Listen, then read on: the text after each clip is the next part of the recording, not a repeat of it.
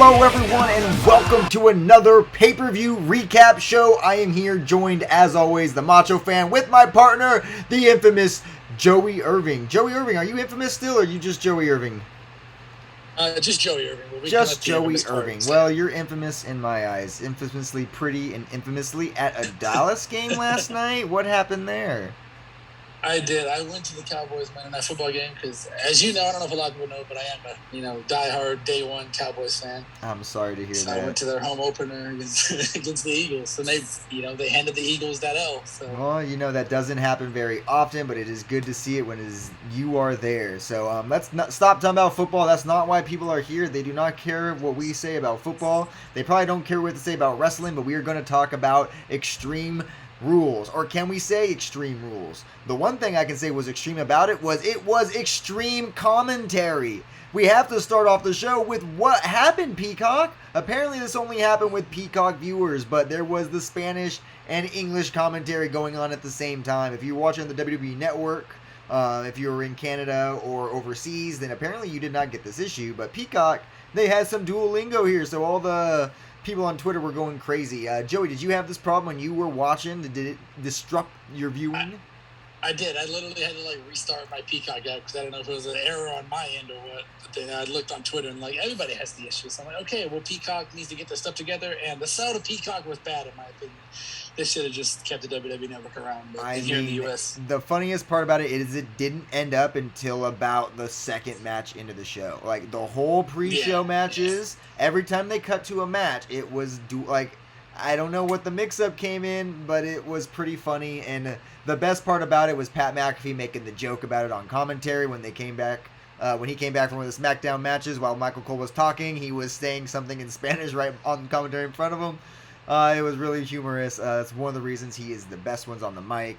But let's get started with the show. It was a good show, in my opinion, until it had its ups and downs, I should say. Joey, what was your initial thoughts of Extreme Rules? I thought it was hot garbage. Probably the worst WWE pay-per-view of the year, in my opinion. Until Crown Jewel comes around, then Crown Jewel will probably take the cake on that one. Yeah, well... But I was not a fan of Extreme Rules. I just wasn't. As we were saying with the pre-show, they did have multi-perspectives, as we heard on the commentary, but we had Carmella versus Liv Morgan. And this match, it was a good match to get started. To be honest, I kind of had it on the background, but it got off to a hot start in my opinion. I kept glancing over the TV, noticing some of the hot moves that was going on over there. They have a lot of energy. I'm really liking what Liv Morgan's coming with her new character. Carmella, I feel like she's a star. She just needs something. I don't know what it is. It's just missing something right now. But it ends up with Liv Morgan getting the win. Looks like she's going to be a future challenger for a title now. How do you feel about the match? I thought it was a decent match. It was good. I enjoyed. I feel like Carmella is talented. Not Carmella. My bad. Carmella is talented. Don't get me wrong. Yes. But I feel like Liv Morgan is not super underrated, but she's more underrated than people give her credit for. She's really talented as well. So I enjoyed the match. It was cool. One thing I do like about Liv Morgan, and I'm not saying that about any of the other ones, but just how young she is. And she is kind of like a new talent that I don't think she had any indies or much on the indies before that. So it's kind of that mold that the WWE says that they're going for. And I'm happy that they're kind of pushing that more. And I'm seeing that with a lot of some of the other superstars. And it's something that we've critiqued them for in the past. But now it's kind of coming more to fruition. And that's all we're asking for is if you're going to put stock into these people, put stock into them. That's not about bringing in the celebrities or those X-stars from past years. Let's build to the future. But that being said, we got the show started, right? The show gets started with a 6-man tag. What is more extreme than a 6-man tag? I can think of a lot of things. No rules on that one. There was no Extreme Rules on that one. So. Well, yeah, it wasn't. This wasn't. Well, it was Extreme Rules. It was at the pay-per-view Extreme Rules. Well, yeah, but it wasn't an Extreme Rules match, which But it was. It's at the pay-per-view Extreme Rules. But there was no Extreme Rules match except for the. So you're telling me we have a pay-per-view called Extreme Rules, But it's not so extreme. So it's just the first match wasn't extreme then. All the other matches had extreme rules. Yeah, we'll talk about it. Okay, well, we'll get more into that because, I mean, this is the Extreme Rules pay-per-view. We've started off with extreme commentary. It's got to get extreme from there. But anyways, we started with the six-man tag, which was the New Day versus Bobby Lashley and AJ Styles and Omos. And this is a fun match. I love the six-man tag matches. I know we were talking off-screen before. I kind of got settled in during this match, and when I got settled in, I kind of just fell into this match. Like, it was just all hard-hitting. New Day is just, if there was a trios title, they would be undefeated. And especially with Omos and standing there. The funny thing I found, though, is Omos standing next to Bobby Lashley on the ringside apron. I was like, you can't put these guys... Bobby Lashley looks like his kid.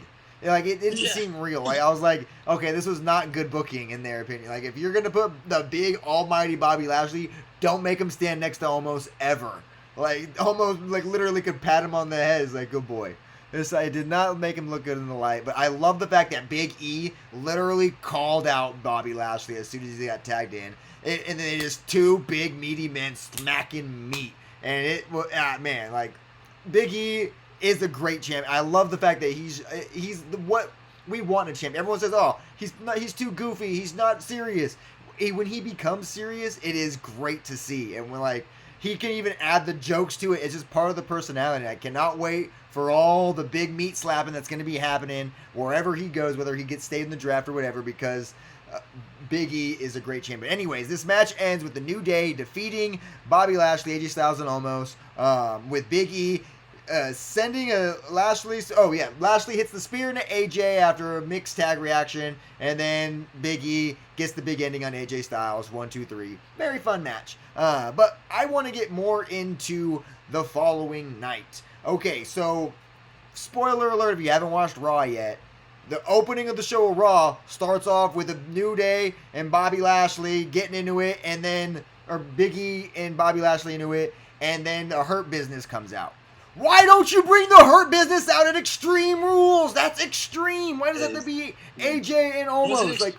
Would it be extreme? I don't know if it'd be extreme if the Hurt Business showed up. I'm not sure. Well, I mean, it would be more like a pop that happened. I don't know why they saved that push and that reveal until Raw. It didn't really make sense to me. It's like, if you have Styles and Omos already towers over Bobby Lashley and makes, I guess, because you have to. The only reason I could see it is because they wanted to blame AJ Styles and have AJ Styles eat the pin because he's getting old and is on his way out. But I don't know. They had the reveal the next night. Maybe then bring in the Hurt Business to attack AJ Styles. But you want to save the reveal. Whatever. But AJ didn't even. I don't know if you thought. I didn't watch SmackDown, but I'm assuming overall. I'm assuming AJ ate the pin on Raw because I was saying Bobby ate the pin on Extreme Rules. So. Yeah. Excuse me. And that's true. They probably don't want to pay the pay-per-view contracts for Shelton Benjamin and because they're so expensive. Cedric Alexander. Yeah, well, they'd have to pay him at that point. That's the problem. Yeah. They're already in catering backstage on Raw.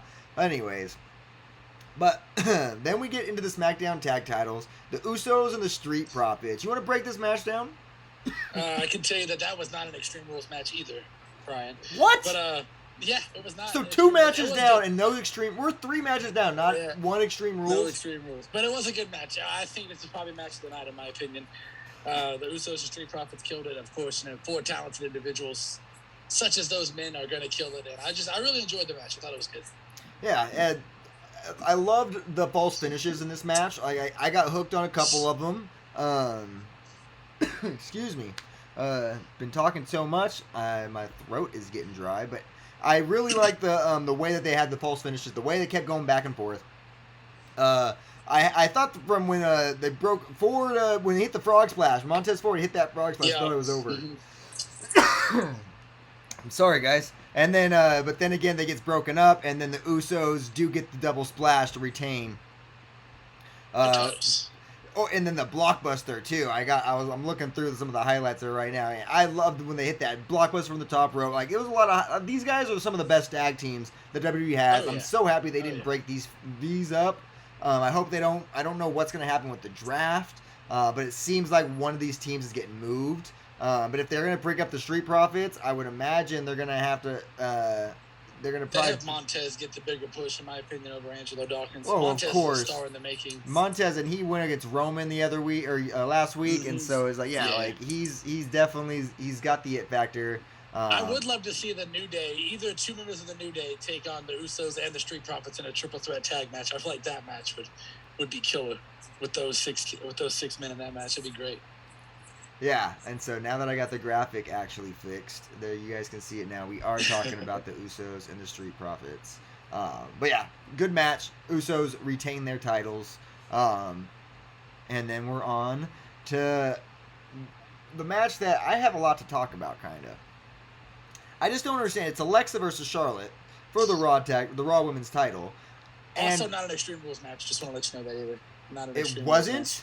Nope, it was not an Extreme Rules match. Ah, my goodness. All right, well, so it's a non-Extreme Rules pay-per-view. Non-Extreme Rules pay-per-view, yeah. All right, but we did have two girls playing with dolls.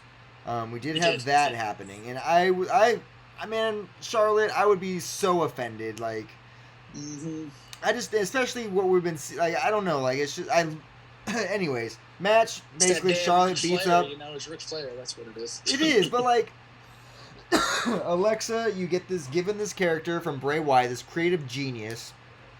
Then he leaves, and now they don't know what to do with it. Now you're stuck with this doll, which is kind of over. Kind of everyone wants to know the unknown. It breaks Shayna Baszler of all people, but we'll get into that later. And then all of a sudden, Charlotte comes around and rips your doll up. And now what's gonna like? It seems like I don't know what they don't know what they're doing with this. This match just seemed like it was a joke match. Like, why have it on the card? Put this match on the pre-show. I need to grab a water. Talk about it. You're good. It does. Yeah, it's crazy. Like, you know, Charlotte gets to win. I think she did like the figure eight, or I don't even know how the match was won, honestly. And then she proceeds to tear up Lily. She got the pinfall. Pinfall, probably natural selection or something. But either way, I don't know. It was the big boot natural selection. Yeah.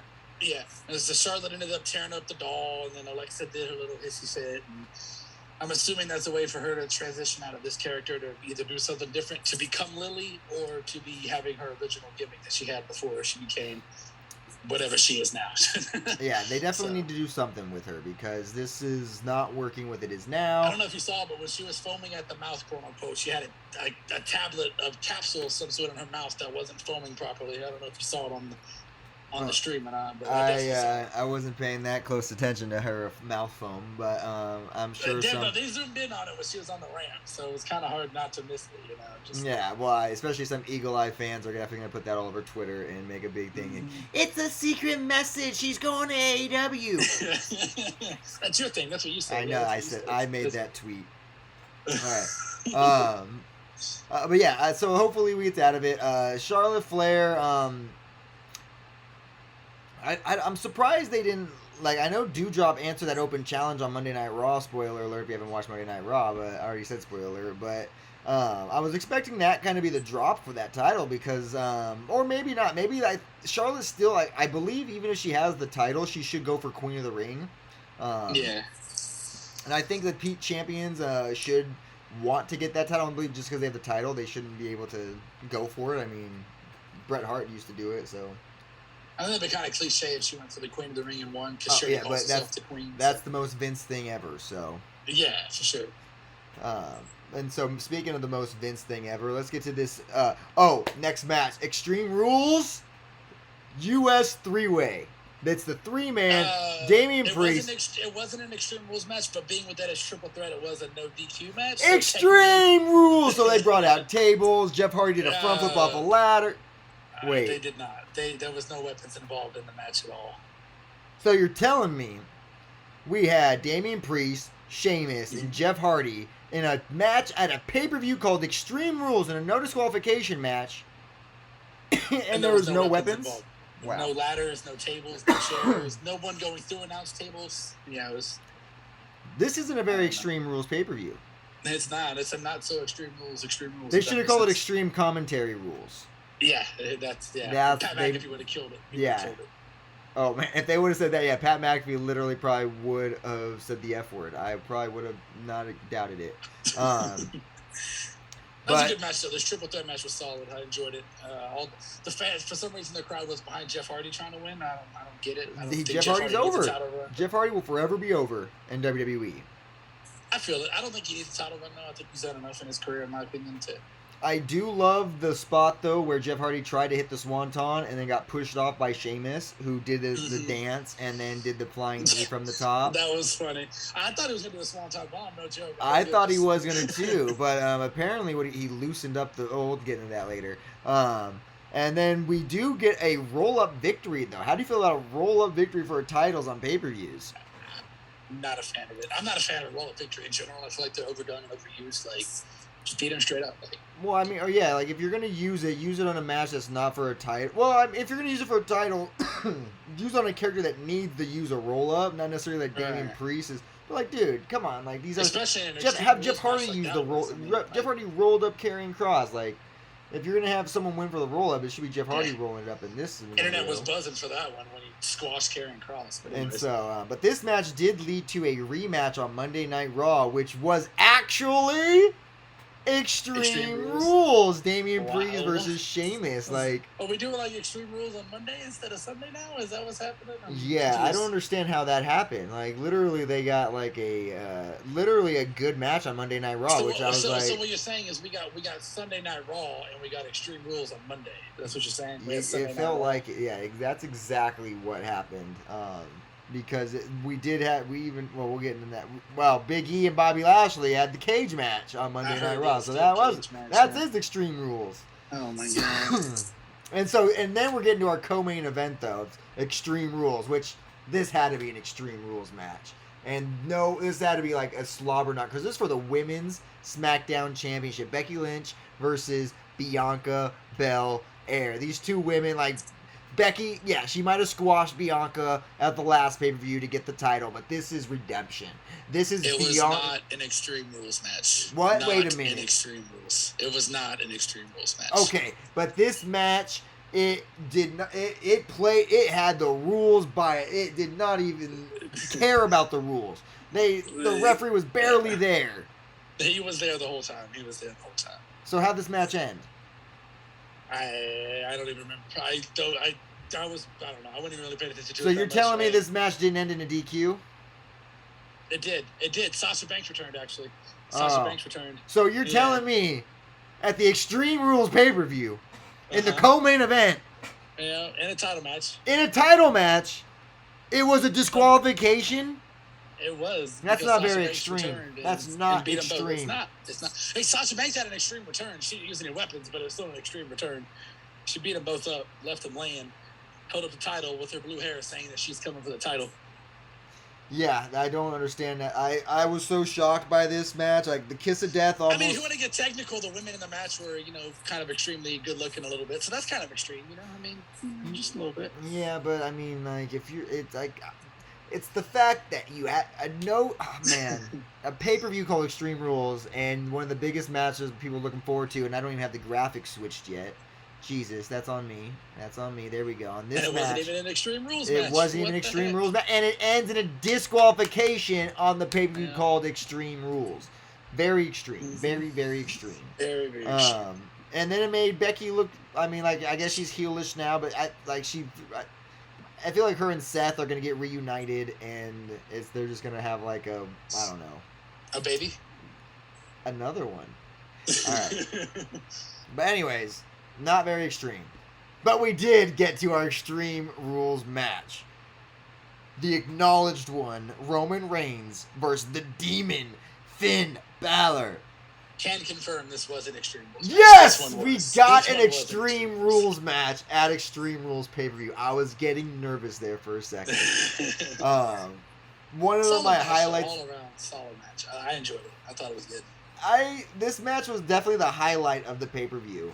I enjoyed all the other matches up until this, but I did not expect the outcome of this fight. I expected the outcome, I should say. I did not expect what happened at the end of this match. One of the highlights of the match for me, though, was watching Roman go into the crowd. He puts his mask on, obviously, because he's immunocompromised. My whole TikTok told me that 1,000 times over. But Pat McAfee makes the joke on commentary that he does it because He hates the air that he doesn't want to breathe the same air as Columbus, Ohio, and I popped for that. I wonder what other former Shield member did that before. I don't know. Somebody else did that in the Shield. Oh no, that's what happened there. Dean Ambrose, when he was heel, had the gas mask, and he had the whole not breathing the same air as you people. Oh, yeah, I remember that. Like, I forgot. Now they're just recycling. I forgot that he did that right before he left. But yeah, it was a joke. But anyway. Well, yeah, I mean, that was great. I mean, he watches the tape, I guess. But yeah, then we had Balor. He had some ups and downs in here. Like, we're not ups. Well, hey, some ups and downs in here. Spoiler alert. But he had some moments in here where you thought he was going to win. Like, he hit the coup de grace. He's about to get the pinfall. The Usos come in. And then he just destroys the Usos. Destroys the Usos. Gets speared by Roman through the barricade. And then this is where it gets interesting. The lights go out and turn red, and then I thought the Fiend was coming back. This music starts to play. I'm like, what is that? And then it turns out to be his theme song. He starts to do like heartbeats, and then instantly Fiend back up on his feet, ready to go. Whoa, you said the Fiend, you meant the Demon. Oh, the Demon. Oh, man, that's a Freudian slip right there. I thought literally, that's what it felt like to me. It felt like literally when the Fiend did it. Because the red light. He also had the music playing in the background, and they had the red light, and then my thing was the fog. Like, WWE did terrible at getting that fog out of the way, unless they wanted to hide something. But then again, I saw a different angle. I'm like, that angle was better than the first angle. Should have played that one, but I guess they would have made it seem like... I did like the character development in the I almost said the Fiend too, dang. Yeah, and the Demon with the how he came back to life, quote unquote. Yeah. It was kind of cool. And it was perfect. And he gets shotgun drop kicks Roman, throws him back in the ring, climbs the top rope, about to hit the coup de grace. The crowd is standing up. Ring breaks. He can't really falls. See the smoke, but yeah, the ring broke. Yeah, like the top ring just like falls off, and then bam, he's on the ground, hurt knee, spear. Roman pins 1, 2, 3, points to the sky. Is he gonna face the man upstairs next? I wonder, possibly, maybe. I did it for The Rock. I did it. Oh damn. Oh hello. See, I know people have been like complaining about this ending, and it wasn't a good ending, but it was smart how they booked it, because they got to keep the Demon looking strong while taking a loss. No. I mean, I get it. He fell from the turnbuckle, quote unquote, hurt his knee, which makes him weak. But he looked strong while taking the pin because he stood toe-to-toe with Roman. I thought it was a smart ending, but it was dumb how it happened. They should have had... how they booked it. If they're going to have the ring break like that, like, they literally, like... I don't even know. Like, have the referee call it off. He can't lose, quote-unquote, clean, because that would hurt the Fiend. No, don't. It has to be a no contest. Like, the referee should have called it off. Like, if... They've already had a disqualification the match before. That would have been Seth and Bray all over again. I guess, but man. Especially because it was an Extreme Rules match, and you can't do a no contest in an Extreme Rules match. This one makes more sense than smashing his head with the freaking hammer. I think they should have had Brock Lesnar come out and just call the match off. Brock should have just beat them both up. Well, it wouldn't. Yeah, I mean, yeah, Brock. There's no Extreme Rules, so someone wanted to take a pin. But I guess if Roman has the pin, like, I knew Roman was gonna pin the Demon King.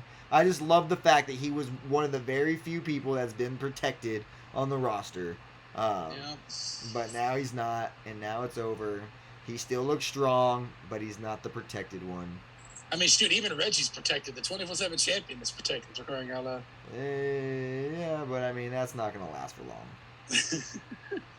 And so, but it was a decent pay-per-view overall. Like, it had its fun moments, had its...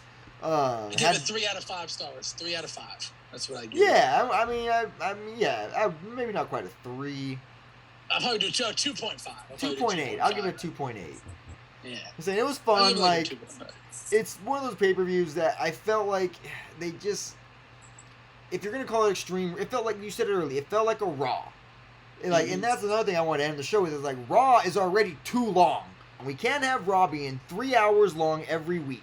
I mean, that's 8 episodes of The Office. I don't think anybody's going to get mad seeing another hour of Law & Order SVU leading into Monday Night Raw. I'm just saying. Or even put it on afterwards. It doesn't. No one even stays up past that third hour, and you, unless you make us stay up for a paper or for like the pay-per-view style main event. Watch USA besides for Monday Night Raw? It doesn't need to be as long as the Titanic. We don't need to see a sinking ship every week. No. I mean, we do anyways, but yeah. Yeah, make it 2 hours, 8 to 10 or whatever, you got to do. And then pay-per-views like this might mean something. Yeah. For sure. Like, I don't know. SmackDown's definitely the A show, and I'm excited for the draft coming up this Friday, starting this Friday night. Yes, and continuing on to Monday night. We will have the draft starting. Raw will get 3 picks per usual. SmackDown gets 2 picks.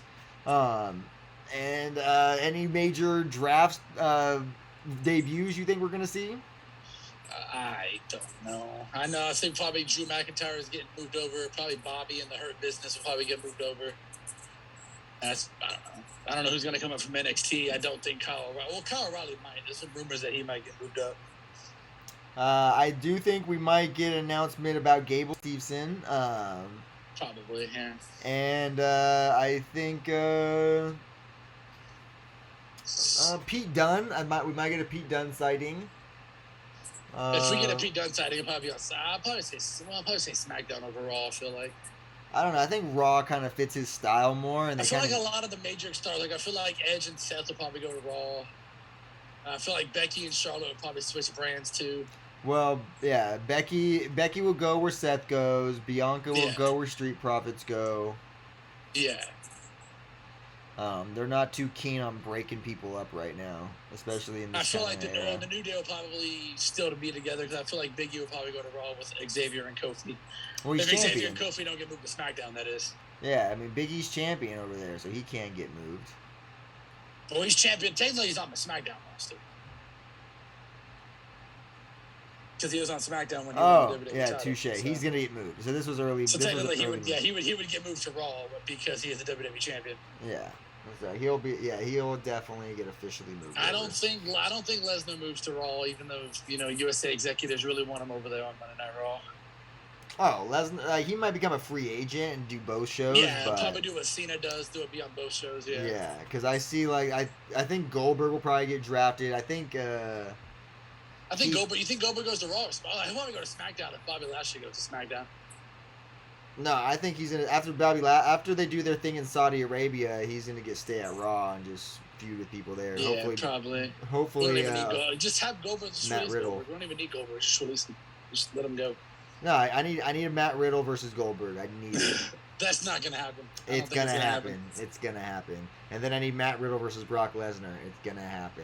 It's gonna happen. Put him in a cage fight. Put him in like one of those little UFC cage things. Oh man, can I get him in an elimination chamber? Oh, let's do it. Could you imagine having an elimination chamber pay-per-view but having no elimination chamber matches? Couldn't happen, right? I mean, don't give Vince any ideas now. Don't fool me like that, I mean, Hell in a Cell was, that hasn't happened yet, has it? I don't even know if it's happened yet. Nah, that's usually a December pay-per-view. Oh, wait, that's a summer pay-per-view. Did we have that earlier this summer? I think that was one of our first ones we did. No, I think they switched because it was before Money in the Bank. Money in the Bank was in July. Yeah, so don't remind us. All right, but what we will remind you guys is of the next pay-per-views coming up, which is the Saudi Arabia Crown Jewel, which will take place October 21st. And the cool thing about that pay-per-view is not that it's in Saudi Arabia taking blood money, but in the fact that we are getting our very first Queen of the Ring. That is right. We talked about it a little bit earlier, but we are going to get crowned Queen of the Ring, the very first one, in Saudi Arabia, which I feel like is a rib. But hey, you got to give it to him when you can because you're taking Any Extreme Rules matches, though? Any what? Any Extreme Rules matches there? I think doing Women's Queen of the Ring in Saudi Arabia is pretty Extreme Rules if you ask me. So yeah, we are getting an Extreme Rules match in Saudi Arabia. And then we're also going to get a King of the Ring there as well as Roman Reigns versus Brock Lesnar and Bobby Lashley versus Goldberg. And last time we saw Goldberg in Saudi Arabia was a fun one. So hopefully we'll get another fun one for us in Saudi Arabia. I will not be watching. Who knows? I probably will be watching, but I don't like watching those. Also, speaking of Goldberg, I heard something about on Raw that he said he was going to kill Bobby Lashley. Yep, and they're doing it in Saudi Arabia, so Extreme Rules. He almost killed the Undertaker too. We won't talk about that. Yeah, there is a lot of You know, and then they almost did come home. So hey, let's go back. Look at that. Let's do it. And so hey, especially with the global pandemic. So and that's the only time though we saw Adam Cole on SmackDown. So hey, good for them. Go on back because he's gonna be on Friday night. On Wednesdays, killing it. So. And Fridays and pay-per-view days. So speaking of the AE we do have Full Gear coming shortly after in November 6th. And that's going to be a steaming hot card in Minneapolis, Minnesota at the Target Center. Think we'll see any Extreme Rules matches there? I think we're going to... Ooh, man. I do. I think we're going to see a lot of Extreme Rule matches there. I think... isn't that where we got that unsanctioned match, the very first one? With Kenny Omega? And Omega. Yeah. That was at a Full Gear. Lights out match. The lights... So ooh, man. And so I do not think we'll see any of those, though, at Extreme Rules pay-per-view with WWE. We didn't see any of those. So I wish we would have.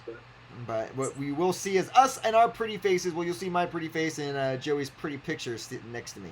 And we'll see you guys next time. Thanks for listening. Subscribe to the Discord, which is right here below. You know where to find us. It's linked below. You click the links, you'll get there. And then you know where it is above us. Up here. Joey, you can follow him on TikTok. It is JoeyIrvingNGTTWF. Correct, yep. And then right. I am TheMachoFan, as usual. And we will see you guys whenever there is a pay-per-view. We will recap it.